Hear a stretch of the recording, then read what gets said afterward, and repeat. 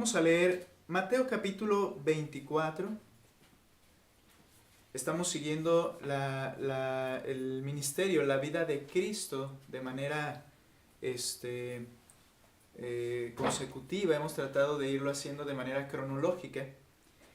Y en la vida de Cristo, en Mateo capítulo 24, llegamos a una parte en la cual, como hemos ido viendo, el Señor ha tenido enfrentamientos con los líderes judíos. Ha sido su último momento estando en el templo de Jerusalén.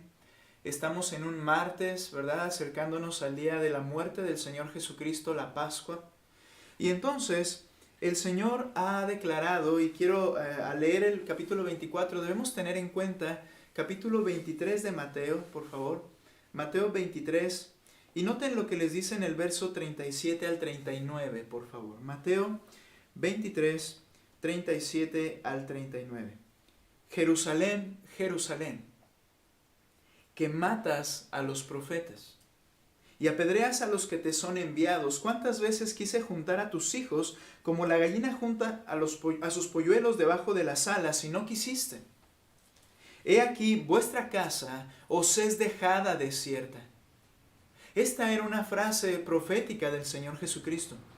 En primer lugar, porque como mencionamos en su momento, el Señor iba a salir del templo y la gloria de Dios se iba a ir con él.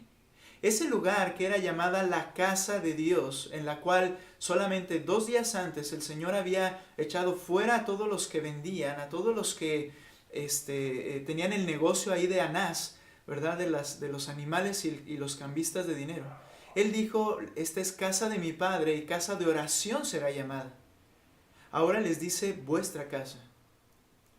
Es decir, que en primer lugar el Señor dejaba de estar entre ellos y en ese templo en particular.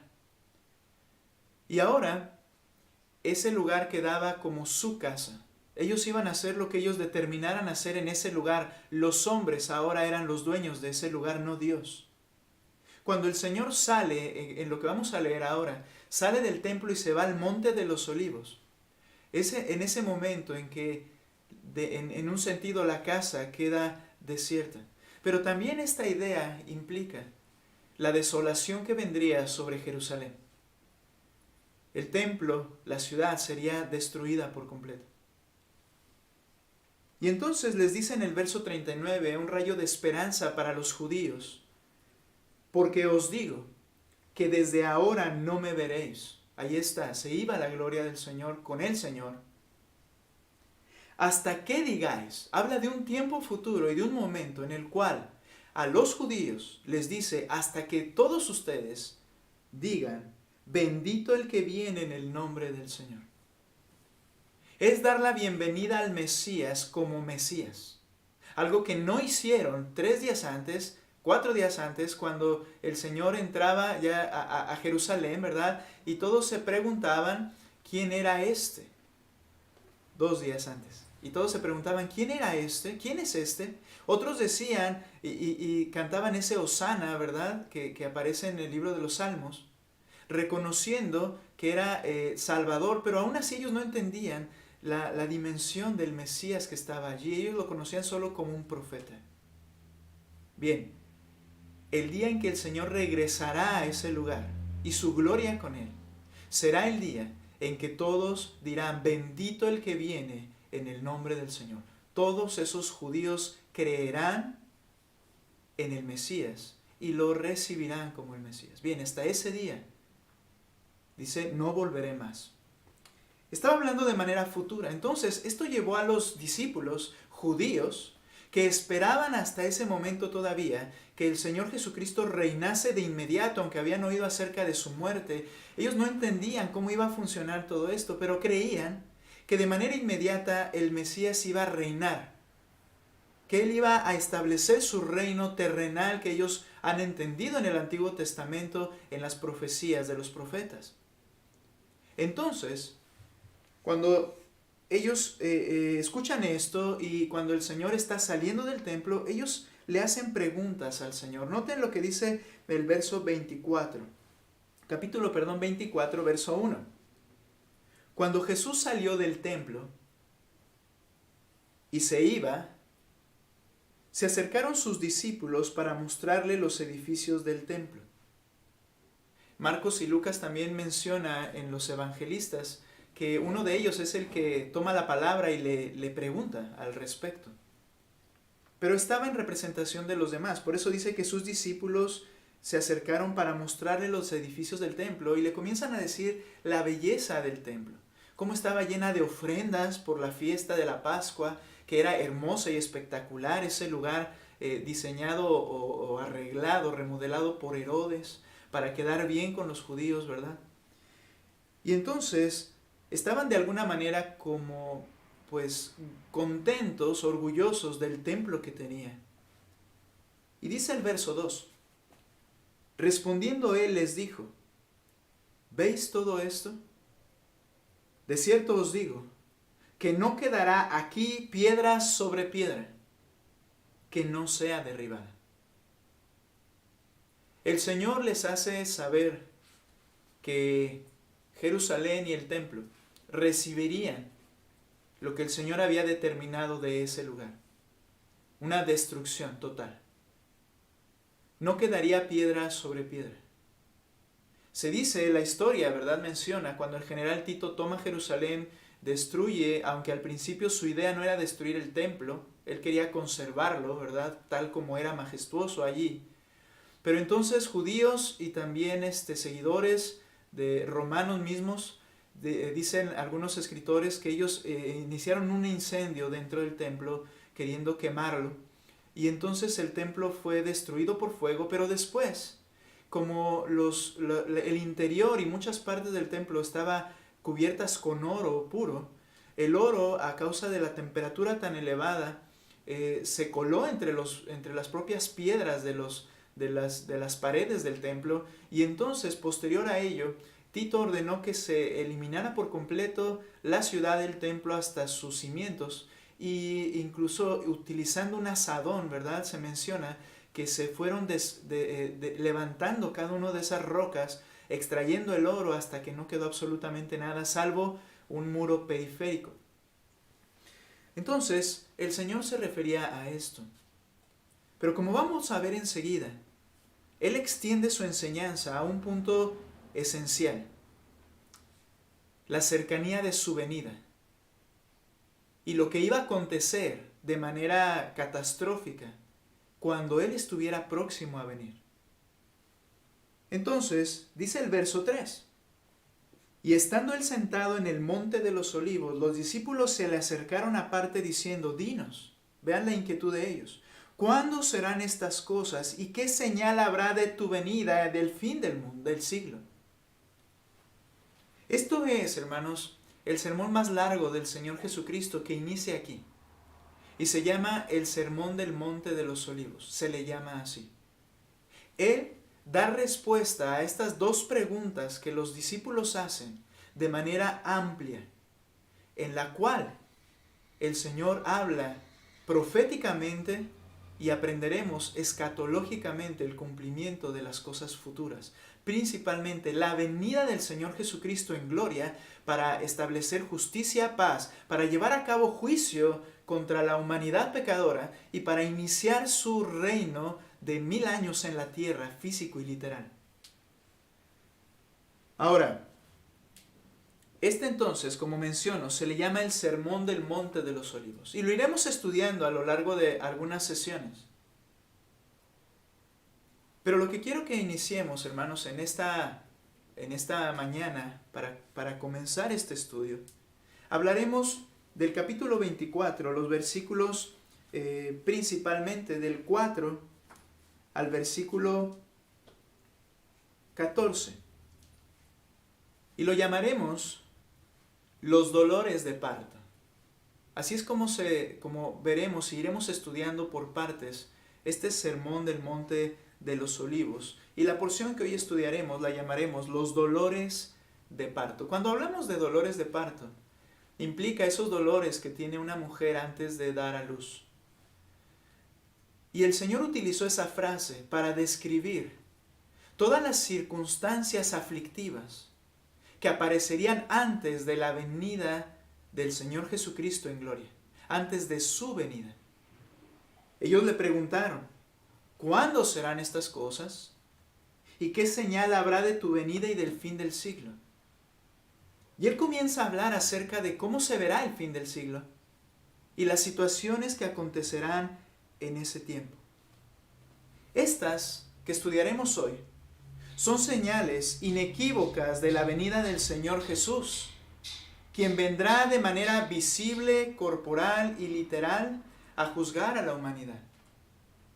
Son señales inequívocas de la venida del Señor. Y cuando Él venga, hermanos, Él vendrá de manera visible, literal, como mencioné, a juzgar a la humanidad pecadora, establecer su reino de paz y de justicia en la tierra. Ahora, debemos comprender que el Señor está respondiendo a una pregunta muy precisa. El reino de Dios. ¿Cuándo acontecerán estas cosas? El fin del siglo, de la era como la conocemos, la venida de Cristo. Y aunque en la mente de los que hacían la pregunta pensaban que era inmediato, el Señor responde a esa pregunta en particular.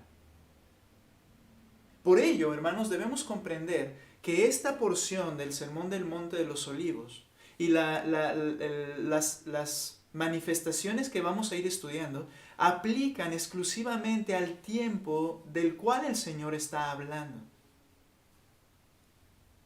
Debemos comprender que este pasaje tiene una aplicación judía, cristiana. Es necesario comprender que el Señor está respondiéndole a los apóstoles como judíos que son a su pregunta acerca del establecimiento del reino de Dios en la tierra, que todo judío estaba esperando. La respuesta entonces fue en ese sentido. Es un trato especialmente con los judíos, y los judíos creyentes particularmente. Por eso dice el verso 8, todo esto será principio de dolores. ¿Por qué es necesario especificar esto, hermanos? Porque si no, lo que leemos, entonces, en una interpretación sin tomar en cuenta el contexto de la pregunta que se hizo y a quién les está hablando, se llega a aplicar de una manera general. Y decimos, bueno, hay guerras, hay situaciones difíciles en el mundo, hay pestes, hay muerte, hay rumores de guerra, hay temblores. Estamos en principios de dolores de parto. No es así. Es decir, aunque el mundo va de mal en peor, y hay muchas de las manifestaciones que podemos ver aquí, han pasado algunas cosas como estas, el Señor está hablando de lo que acontecerá en los últimos 7 años de la existencia de este mundo como lo conocemos. Los últimos 7 años llamados la tribulación. Y en esos 7 años, Él va explicando aspectos dentro de esos 7 años que Él llama dolores de parto. Hasta el momento en que el Señor viene al finalizar esos 7 años. Ahora, esto no quiere decir que al momento de leer estas porciones no haya aplicaciones que podemos llevar a cabo en nuestra vida y que nos corresponde hacer. Es decir, cuando hablemos de algunas situaciones de conflictos, de muerte, de enfermedades y de cómo el creyente reacciona en medio de ellas, podemos entender que los creyentes de esta era, en medio de las aflicciones, deben entender cómo reaccionar. Pero no podemos sacar el pasaje de su contexto. El Señor está hablando de la tribulación. Esos 7 años finales. Es un tiempo en el cual se enfoca en los judíos. Por ello, note por favor lo que dice Jeremías capítulo 30, versículo 7.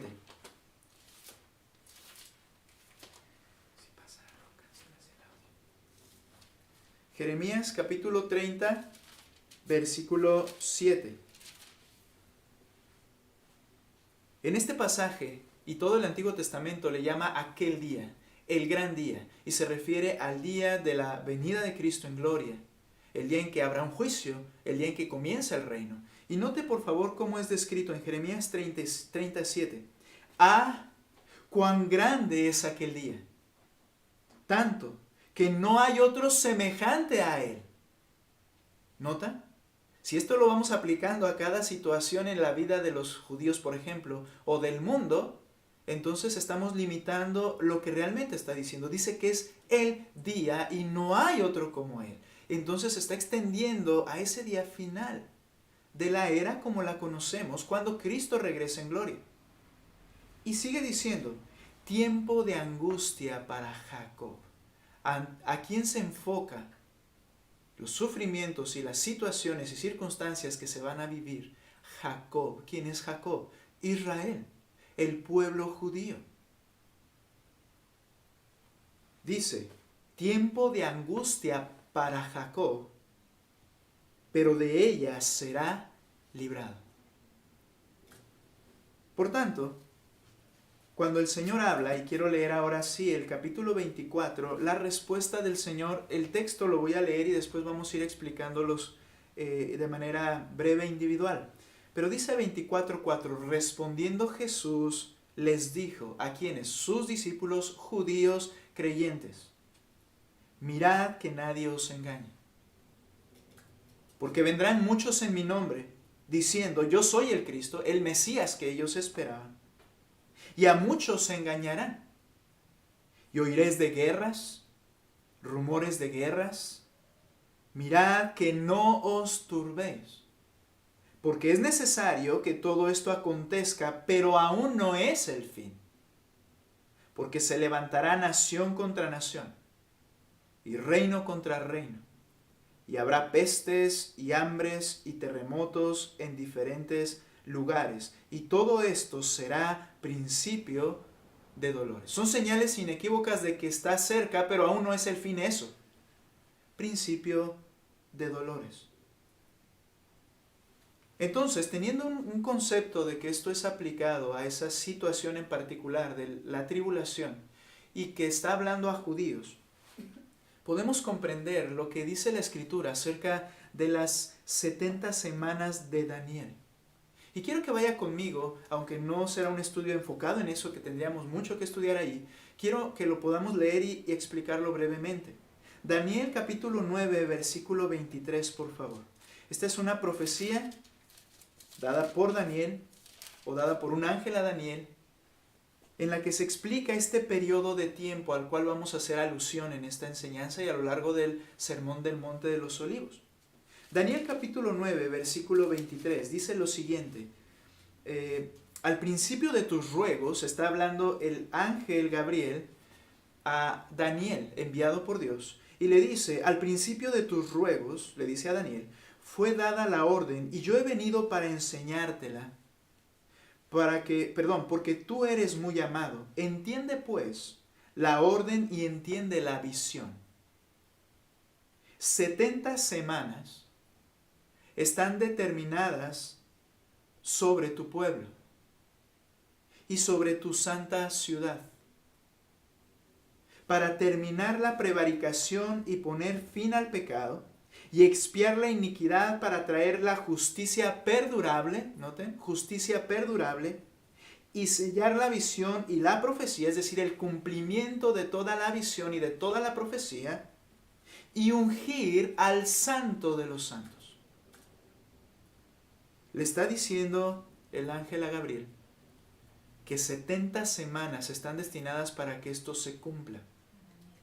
A Daniel, que estas 70 semanas están destinadas para que todo esto se cumpla sobre tu pueblo, judíos, sobre tu ciudad, santa ciudad, Jerusalén, terminar la prevaricación, poner fin al pecado, expiar la iniquidad, traer justicia perdurable, no algo temporal, sino perdurable, sellar la visión y la profecía y ungir al santo de los santos. Es decir, en el momento en que el Rey de Reyes, Señor Jesucristo, Él sea entonces entronado como el Rey de la tierra en Jerusalén.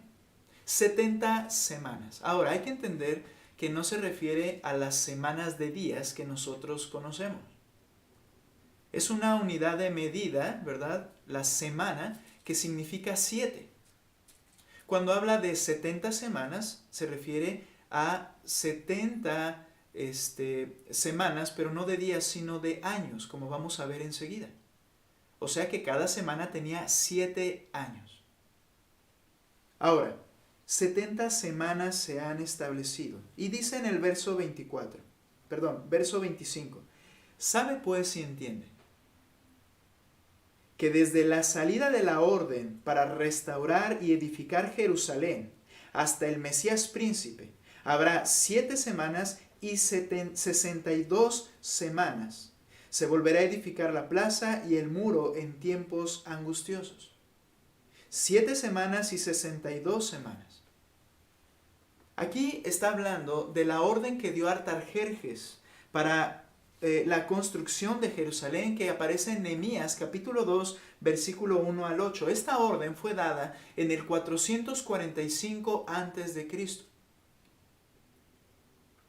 Y dice que a partir de esa fecha había 7 semanas y luego 62 semanas. 7 semanas de 7 años que corresponden a 49 años. Estos 49 años, a partir de ese orden de Artajerjes, incluye entonces la edificación del muro por Nehemías y el final del ministerio de los profetas del Antiguo Testamento hasta Malaquías. Es decir, 49 años a partir de la orden de Artajerjes. 7 semanas. Y luego 62 semanas, que son un total de 434 años, más los 49 años de las primeras 7 semanas, es un total de 483 años. Estos 483 años corresponden perfectamente hasta el año 30 después de Cristo, cuando Jesucristo entra a Jerusalén de manera triunfal, pero al final el pueblo de Israel no lo cree y lo rechaza. Entonces, dice el texto, versículo 26, y después de las 62 semanas, se quitará la vida al Mesías, mas no por sí. En el cumplimiento de estos 483 años o 69 semanas, se le iba a quitar la vida al Mesías. Ese era el momento realmente en que estaba Cristo hablando con sus discípulos. Era allí el cumplimiento de las 69 semanas que a Daniel le fue dicho. Y después de las 62 semanas se quitará la vida al Mesías, mas no por sí. Y el pueblo de un príncipe que ha de venir destruirá la ciudad y el santuario, y su fin será con inundación, y hasta el fin de la guerra durarán las devastaciones. Esto incluye lo que haría Tito con Jerusalén.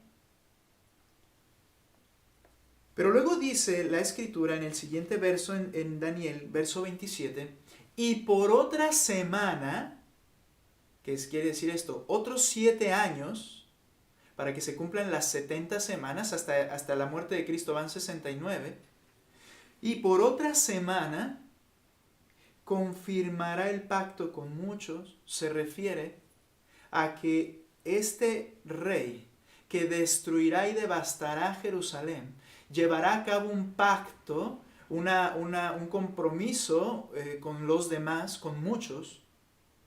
Confirmará el pacto con muchos. Y a la mitad de la semana, si decimos que una semana son 7 años, la mitad de la semana son 3 años y medio. A la mitad de la semana hará cesar el sacrificio y la ofrenda en el templo, quiere decir. Después, con la muchedumbre de las abominaciones, vendrá el desolador hasta que venga la consumación de lo que está determinado, y lo que está determinado se derrame sobre el desolador. Este texto habla no de Tito, no es el cumplimiento de Tito, porque la destrucción de Jerusalén se llevó a cabo en el año 70 después de Cristo y no corresponde a una semana de 7 años como este texto lo está diciendo. También dice que él iba a hacer un pacto con muchos y que a la mitad de la semana él iba a hacer que cese el sacrificio y la ofrenda. Y eso no corresponde con el Tito que destruyó Jerusalén en primera instancia. Esto está hablando entonces de lo que hoy hablaremos en Mateo 24 y que el Señor Jesucristo les habló a sus discípulos, lo que acontecerá en la última semana que Daniel está explicando aquí, pero que no ha acontecido aún. Daniel no pudo ver que después de la semana 69, no pudo ver porque Dios no se lo reveló así, que después de la muerte de Cristo entraría el periodo llamado por nosotros de la iglesia, que es el periodo que estamos viviendo hasta el día de hoy. Entonces, ese trato con los judíos de 69 semanas, y falta una semana, se retomará en el trato con los judíos, como Jesús estaba hablando a judíos, en la semana 70, que será ese último 7 años llamados de tribulación, que aún no han llegado a esta tierra. Porque al terminar esos 7 años de tribulación, Jesucristo regresa. Entonces, Daniel está hablando de otro desolador, de otra situación grave en la cual destruirán Jerusalén, el templo que se haya construido en ese momento. A la mitad de la semana, de esa semana, 3 años y medio, Él entonces defraudará a los judíos y hará que cese su sacrificio, los detendrá, los perseguirá. Ok.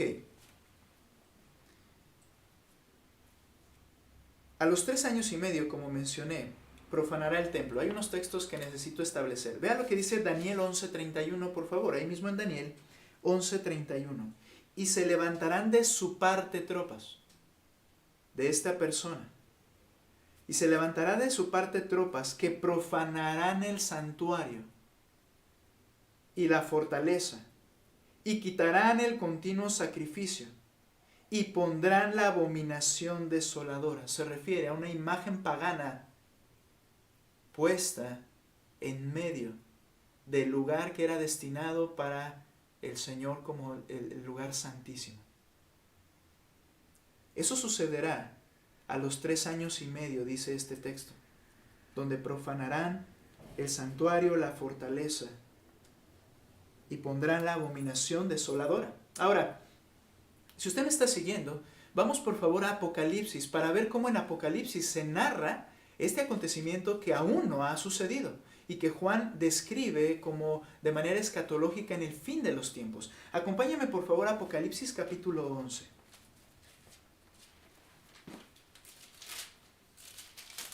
Y vamos a ver versículo 2. Apocalipsis 11, 2. Note por favor, dentro de lo que va a hablar, perciba estas situaciones de esa última semana. Dice entonces, Apocalipsis 11, 2. Pero el patio que está afuera del templo, dejadlo aparte y no lo midas, porque ha sido entregado a los gentiles. Y ellos, los no judíos, liderados por este hombre perverso, y ellos hollarán la santa ciudad 42 meses. Y luego ve lo que dice. Y daré a mis 2 testigos que profeticen por 1260 días vestidos de cilicio.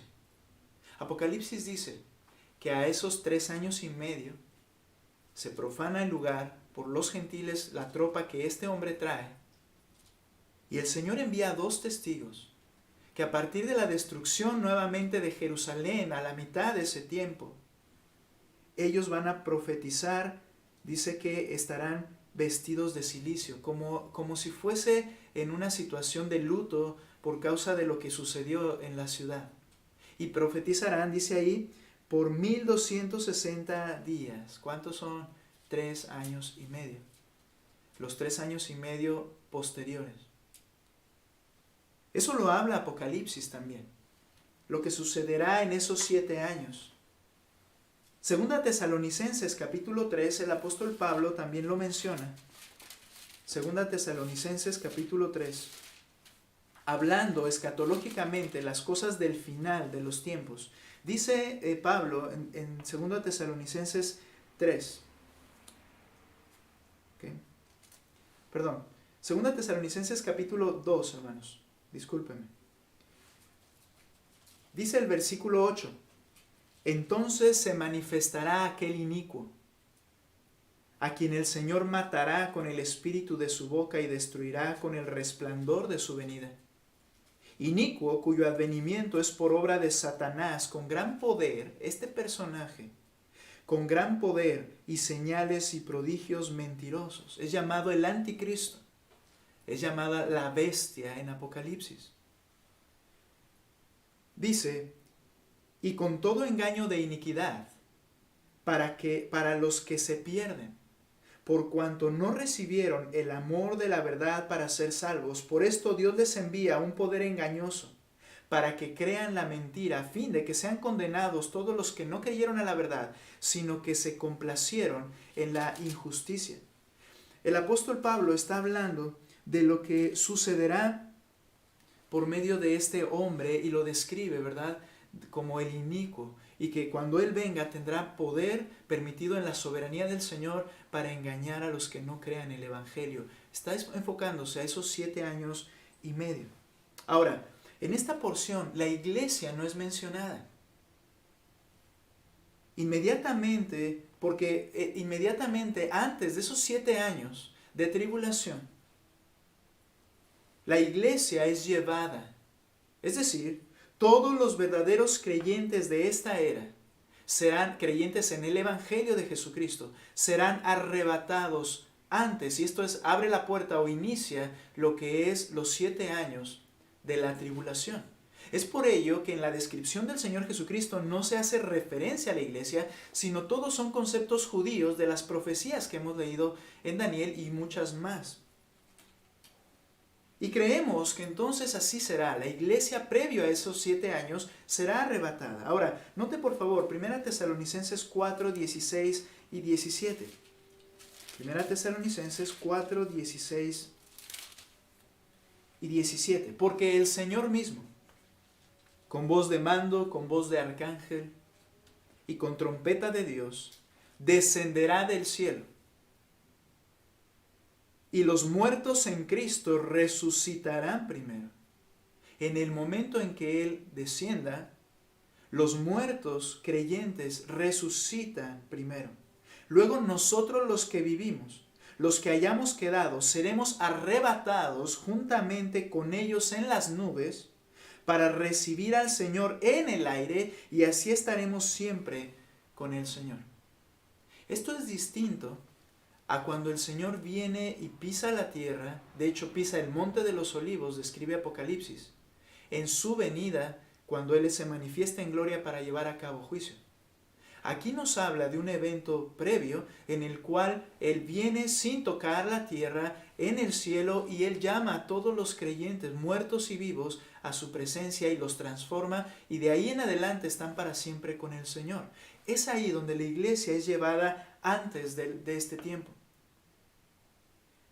Hay varios textos, pero solo quiero leer uno más al respecto para entender este punto. Primera a los Corintios capítulo 15, versículos 51 al 53. Primera a los Corintios 15, 51 al 53. Dice la Escritura así: He aquí os digo un misterio. No todos dormiremos, pero todos seremos transformados. En un momento, en un abrir y cerrar de ojos, a la final trompeta. Porque se tocará la trompeta y los muertos serán resucitados incorruptibles, y nosotros seremos transformados. Porque es necesario que esto corruptible se vista de incorrupción y esto mortal se vista de inmortalidad. Entonces es una aplicación judeo-cristiana lo que el Señor va a hablar.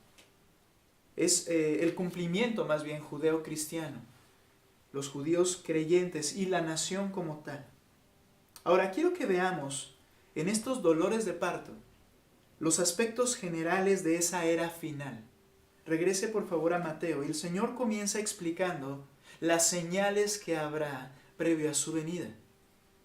Dice entonces, versículo 4, respondiendo Jesús les dijo: Mirad que nadie os engañe, porque vendrán muchos en mi nombre diciendo: Yo soy el Cristo, y a muchos engañarán. Hay quienes pueden mencionar, bueno, pero en la era actual hay muchos anticristos. Hay muchos que se dicen o se llaman Cristo. Y han engañado a algunos y han matado a mucha gente. Ok, es cierto. De hecho, desde el tiempo del apóstol Pablo ya lo sabía. Y no precisamente indicaba que Cristo venía enseguida. Lo que el Señor está diciendo es que particularmente en ese tiempo final, en el inicio de esos 7 años y medio, muy probable que por la expectación de que muchos cristianos desaparecieron, aparecerán también muchos falsos cristos. Muchos que dirán, yo soy el Mesías, y se adjudicarán ello. Pero les dice el Señor a los judíos y los creyentes de esa era, en representación los apóstoles escuchándole, les dice, pero tengan cuidado, mirad que no sean engañados. Y luego dice ahí, a muchos se engañarán.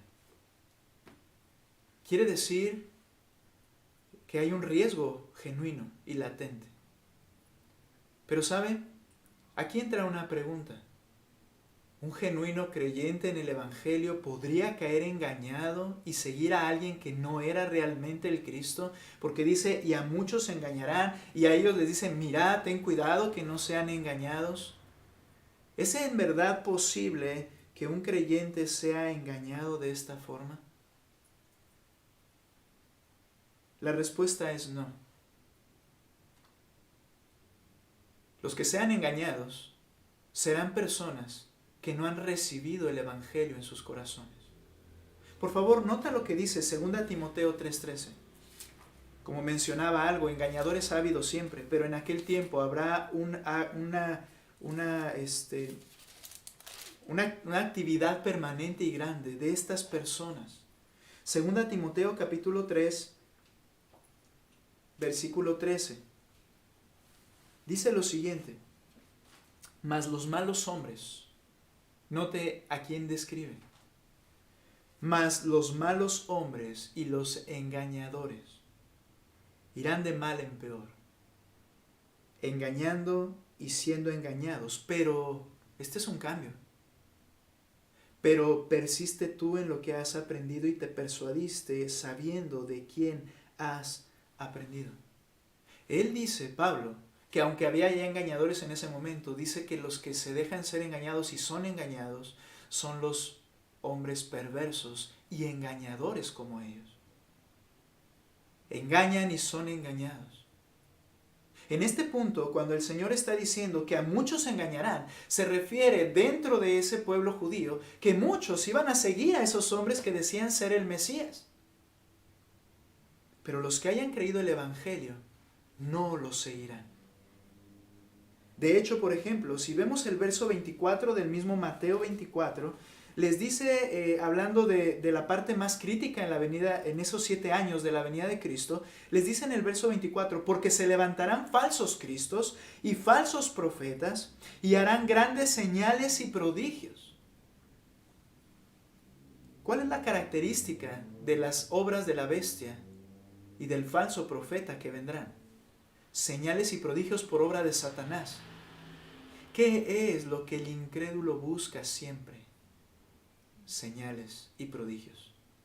Y cuando las vea, correrá tras ellos.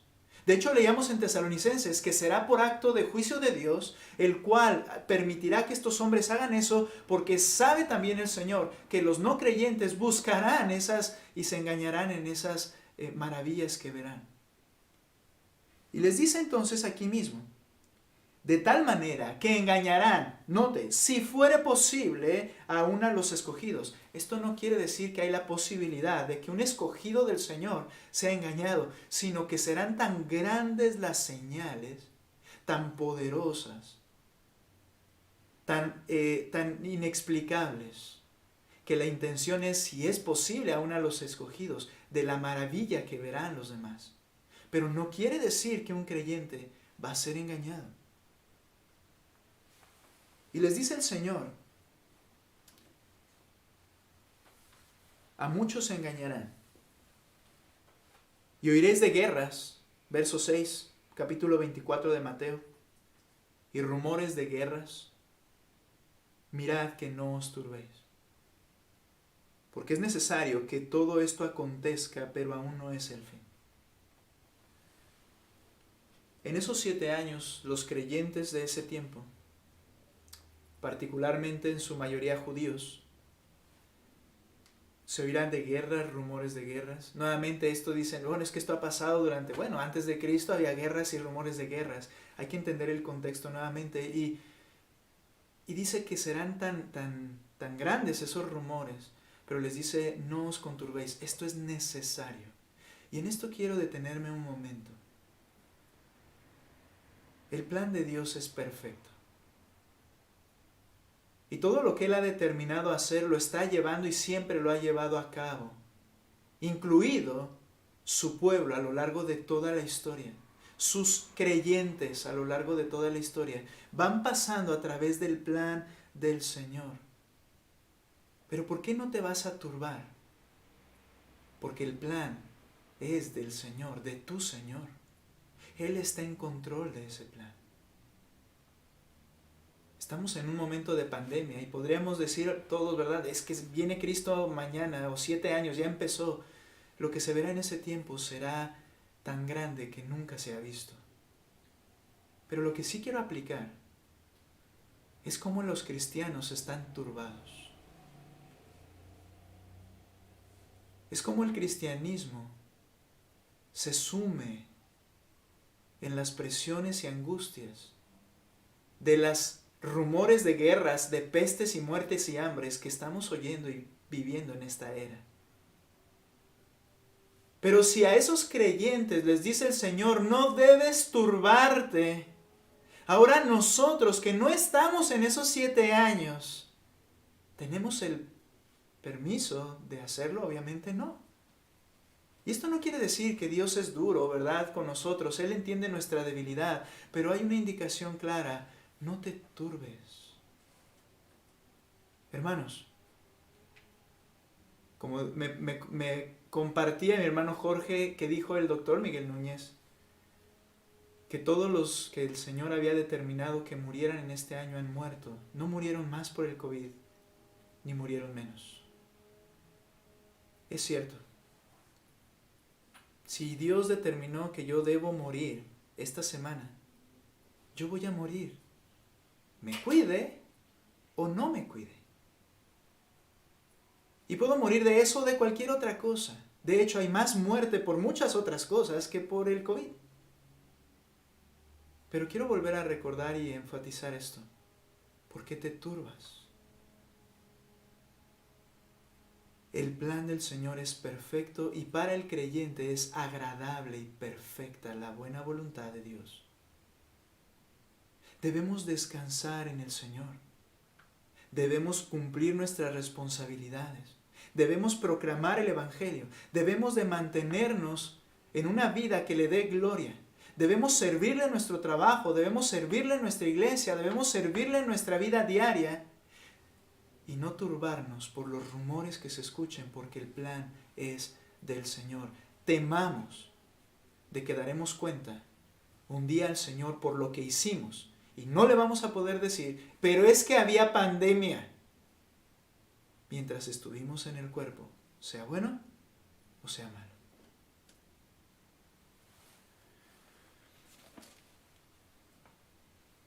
No os turbéis. Primera de Pedro es un texto que sin duda los creyentes de aquel tiempo observarán en ese tiempo, pero que nosotros lo tenemos y lo observamos en este tiempo. Y dice Primera de Pedro, capítulo 4, versículo 12, amados, no os sorprendáis del fuego de prueba que os ha sobrevenido, como si alguna cosa extraña os aconteciese. Cualquiera que ésta sea la prueba, no te sorprendas como algo extraño, como algo que se salió de las manos del Señor. No te sorprendas, no te quedes estupefacto, inmóvil, pasmado, privado. Dice aquí, sino gozaos. Mira cómo debe actuar el creyente ante los momentos aflictivos. Gozaos por cuanto sois participantes de los padecimientos de Cristo, para que también en la revelación de su gloria os gocéis con gran alegría. Y particularmente se refiere a todo lo que viene por causa del nombre de Cristo. Por causa del nombre de Cristo. Un ejemplo muy sencillo, ¿verdad? Pero aplicándolo a esta situación que estamos viviendo. Si nosotros nos reunimos, seremos perseguidos. ¿No es cierto? Si nos tenemos que congregar como el Señor dijo que nos congreguemos, ocurrirán situaciones secundarias que no son deseables. Pero dice la Escritura que nos gocemos si esto es por causa de hacer la voluntad del Señor. Estos hombres del futuro que estarán allí, que creerán en Cristo, recordarán este texto y se gozarán en medio de una tribulación que no veremos nosotros jamás. Y sigue diciendo, versículo siguiente, verso 7, porque se levantará nación contra nación, reino contra reino. Esto no será una guerra aquí y una guerra por allá como la hemos vivido. Esto es algo universal. Esto será guerras por todos los lados. Esto será muerte en cada ciudad. Esto será anarquía totalmente. Reino contra reino. ¿Y qué producirá esto? Producirá pestes. La muerte misma de las guerras y los pleitos producirá enfermedades y muertes a niveles mundiales insospechados, hambres y terremotos en diferentes lugares. Pero vea que dice el Señor, y todo esto será principio de dolores. Recuerde, en esos 7 años lo que acontecerá. Pero el Señor dice en 1 Corintios 10:13 que no importa el grado de la tentación que venga a nuestras vidas, Él siempre dará la salida. Imagínense estos creyentes de esa época, en medio de tal caos, pero aún así el Señor dice, pero tranquilo, solo son principios de dolores. Dios dará la salida para no caer en tentación. Hermanos, estos principios serán vigentes en ese tiempo, por tanto, son vigentes ahora. Estos principios de dolores son descritos en Apocalipsis capítulo 6. Le invito por favor que vaya conmigo allá. Apocalipsis capítulo 6. Y son llamados los sellos, que comenzarán a abrirse en el periodo que comience los 7 años de tribulación. Vamos a decirlo así, al principio será algo un poco más soportable, pero después de los 3 años y medio, realmente esta tierra y la era como la conocemos será deshecha, en los sentidos que lo veremos en la Escritura. Pero note ese principio de dolores en Apocalipsis 6. Voy a tener que leerlo corridito, por favor présteme atención ahí. Vi cuando el Cordero abrió uno de los sellos, es Cristo quien comienza con estos juicios, con esta situación de los 7 años. Vi al Cordero, abrió uno de los sellos y oí a uno de los 4 seres vivientes decir con un voz de trueno, ven y mira, y miré y he aquí un caballo blanco, primer sello. Y el que lo montaba tenía un arco y le fue dada una corona y salió venciendo y para vencer. Esto se refiere a la bestia, el anticristo, que se ve como si fuese la esperanza de la humanidad. Recuerde que primero hace pacto con muchos. Todos lo ponen como el rey de la tierra. Y él entonces aparentemente se ve muy bueno.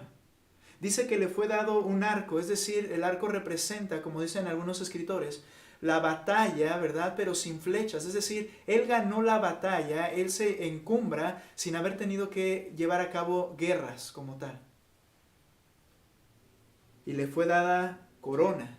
Es de parte del Señor que lo permite. Salió venciendo y para vencer. Luego note, verso 3, cuando abrió el segundo sello, oí al segundo ser viviente que decía, ven y mira, y salió otro caballo bermejo. Y al que lo montaba le fue dado poder de quitar de la tierra la paz y que se matasen unos a otros, y se le dio una gran espada. Bermejo, rojo, sangre, muerte. Ese tiempo que el Señor dice, habrá muerte, habrá guerra, nación contra nación. Es un juicio de Dios en el cual Él quita esa sensibilidad y Él permite que los hombres comiencen a ir a su depravación cada vez más evidente. Verso 5. Cuando abrió el tercer sello, oí al tercer ser viviente que decía: ven y mira. Y miré, y aquí un caballo negro, y el que lo montaba tenía una balanza en la mano. Después de guerras que hay, siempre hay hambres. Y oí una voz de en medio de los 4 seres vivientes que decía: 2 libras de trigo por un denario. El trabajo de todo un día solamente para 2 libras de trigo para que coma una persona, todo se encarecerá. Y 6 libras de cebada por un denario. Algunos comerán de lo más básico para sus familias. Pero no dañes el aceite ni el vino. Cuando abrió el cuarto sello, oí la voz del cuarto ser viviente que decía: ven y ve. Miré, y aquí un caballo amarillo, y el que lo montaba tenía el nombre Muerte, las pestes.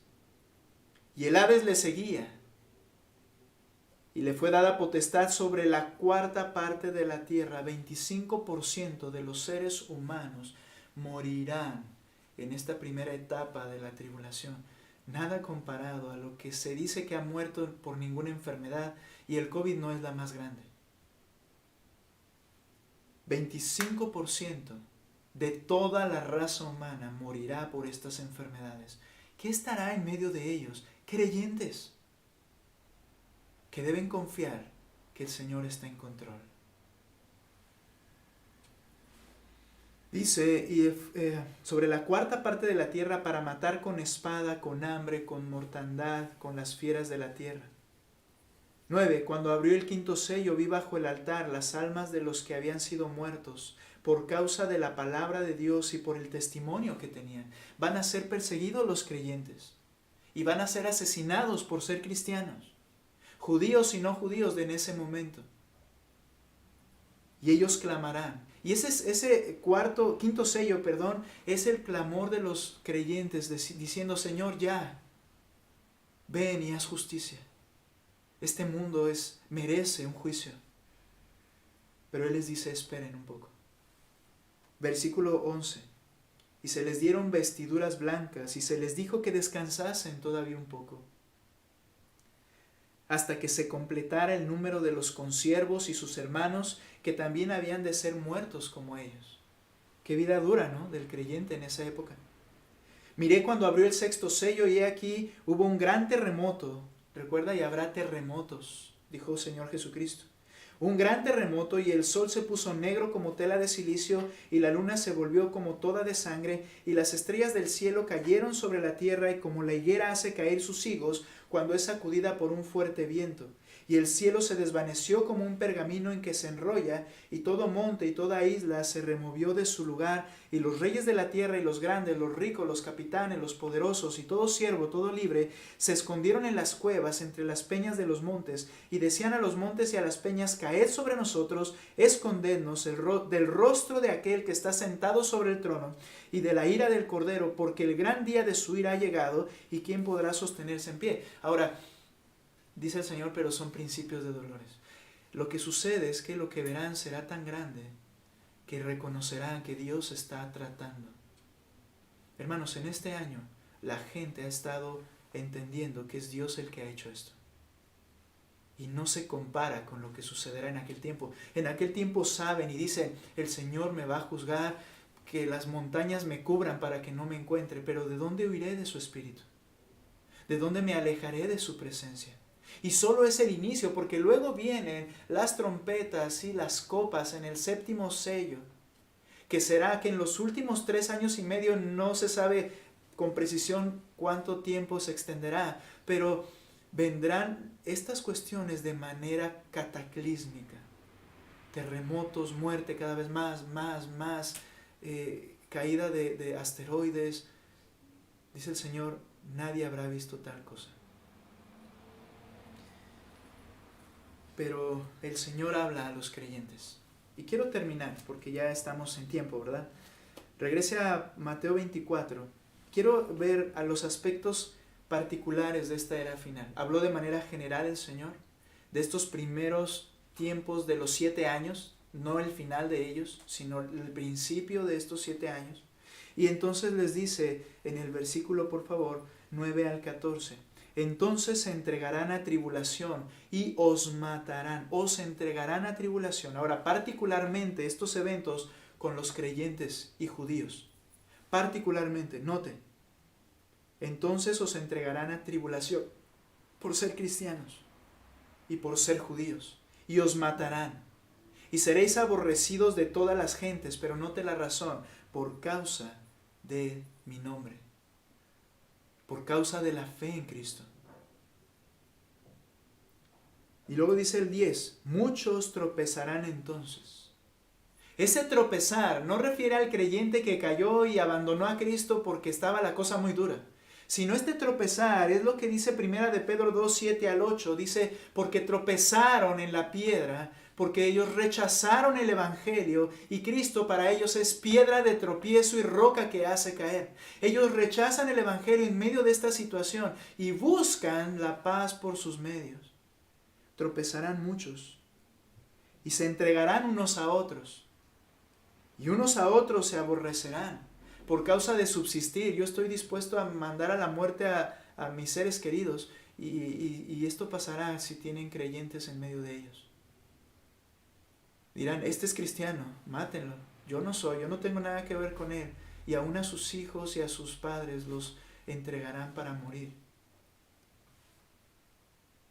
Dice el texto también, y muchos falsos profetas se levantarán y engañarán a muchos. Y por haberse multiplicado la maldad, el amor de muchos se enfriará. Esto implica que el amor natural desaparecerá. La maldad es tal que el amor natural que se tiene, esa buena voluntad entre los hombres que tenemos a veces, ¿verdad? Ese hacer buenas obras, desaparece. Pero también esto puede implicar el supuesto amor por Cristo que se apagará. Algunos que quizá dijeron, sí, yo creo el Evangelio, cuando vean las tribulaciones, como siempre ha sido a lo largo de la historia, se alejan, como la parábola del sembrador. Cuando viene la persecución y la prueba por causa de la palabra, luego tropiezan, dijo el Señor Jesucristo. Estos son los que son sembrados, pero no tienen raíz en sí. No son creyentes genuinos y en base de la prueba son reprobados. Segunda Timoteo 3:12, solo quiero ver esto de manera rápida. Segunda Timoteo 3:12 dice, y también, todos los que quieren vivir piadosamente en Cristo Jesús padecerán persecución. Los genuinos creyentes no podrán evitar ser perseguidos. Y estarán dispuestos a ser perseguidos por causa de Cristo. Pero los que digan, no, yo no quiero eso, demostrarán realmente que no eran genuinos creyentes. Pero dice el texto, regrese a Mateo 24 por favor y termino allí ya. Ahora sí, dice el texto por favor. Mas el que persevere hasta el fin, éste será salvo. Y el último verso. Y será predicado este evangelio del reino en todo el mundo para testimonio a todas las naciones, entonces vendrá el fin. En ese periodo el Señor echará mano incluso de los ángeles, pero en todo lugar y en toda raza, tribu, pueblo, lengua y nación habrán oído el evangelio para testimonio. ¿Qué es esto? Que van a ser juzgados con conocimiento. Pero cierro con el texto que quería enfatizar. El que persevere hasta el fin, este será salvo. Algunos han malinterpretado y enseñado que entonces la salvación es por perseverancia, es decir, por mis obras tengo que mantenerme para alcanzar mi salvación. Esto no es lo que enseña el texto. Lo que el texto enseña es que la fe del genuino creyente queda intacta a pesar de las situaciones que está viviendo. Y que es la evidencia más clara de su genuina fe y clara de su genuina fe, que aunque vengan las tribulaciones que vengan, las dificultades que vengan o la muerte incluso, perseveran en su fe hasta el final sin negar a Cristo. Eso es aplicable a todos los tiempos. Job permaneció fiel al Señor. Aunque no entendía muchas cosas y hubo un tiempo en que renegó porque no entendía, su fe permaneció y fue la prueba que Dios le mostró a Satanás cómo la fe permanece para siempre, la genuina fe en Cristo. El que persevere hasta el fin, ese es un salvo, es lo que debemos entender. Nosotros estamos en un mundo conflictivo y aflictivo. Pero quiero que siembres tu corazón en el siguiente texto. Dice lo siguiente, Hebreos 10:37. Porque aún un poquito, y el que ha de venir vendrá, y no tardará. Mas el justo vivirá por fe, y si retrocediere, no agradará a mi alma. Pero nosotros, vea lo que afirma el escritor de Hebreos, pero nosotros, los creyentes genuinos, no somos de los que retroceden para perdición, sino de los que tienen fe para preservación del alma, es decir, una fe que permanece y muestra su genuina salvación. Dolores de parto se vivirán al principio de esos 7 años de tribulación. Iremos estudiando a lo largo de esta profecía del Señor Jesucristo. Pero ¿cómo estás tú, creyente? Quizá en tu corazón voltees y digas, yo eso no lo soportaría. Bueno, si eso no lo soportarías en aquel tiempo, quiere decir que tampoco lo soportarás en este tiempo. El creyente persevera por la gracia del Señor, por la regeneración que ha llevado en ti, y porque si genuinamente el Espíritu Santo está en ti, permanece el Señor contigo para siempre, y por eso el creyente permanece para siempre. Y su fe permanece, pero esto no quita nuestra responsabilidad. Dice el Señor, no te turbes, no te dejes engañar, tienes que seguir siendo fiel, persevera. Hermanos, por la gracia de Cristo, por el poder de Él, podemos lograr esto, porque Él nos ha dado el poder en su Espíritu Santo. ¿Estamos cautivos de los temores de este siglo? Necesitamos pedir la gracia del Señor o analizar nuestro corazón para saber nuestra genuina condición con Él. Solo tú lo puedes saber. Vamos a orar. Señor, gracias por tu palabra y por este tiempo, Señor. Gracias, mi Dios, porque tu plan es perfecto y todo lo que acontezca en la vida del creyente es un plan perfecto que tú permites, Señor, que tú has diseñado y con el cual tú obrarás en nuestras vidas. Señor, te ruego que podamos apreciar tu voluntad como buena, agradable y perfecta, aunque ésta implique sufrimiento. Danos valor para hacer tu voluntad. Y si eso nos conllevará a aflicción y persecución, Señor, que nos gocemos porque estamos sufriendo en nombre tuyo. La honra y la gloria sean a ti siempre, en el nombre de Cristo Jesús. Amén.